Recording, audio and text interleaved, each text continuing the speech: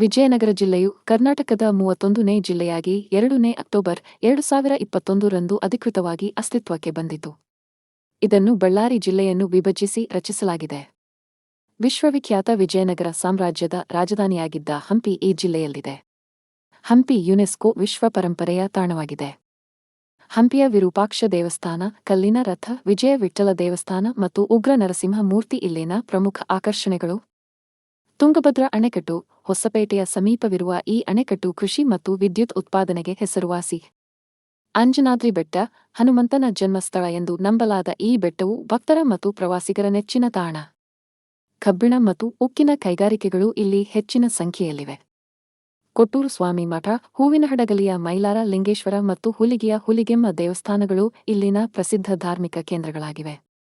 ವಿಜಯನಗರ ಜಿಲ್ಲೆಯು ಕಲೆ, ವಾಸ್ತುಶಿಲ್ಪ ಮತ್ತು ಸಮೃದ್ಧ ಇತಿಹಾಸದ ಸಂಗಮವಾಗಿದೆ.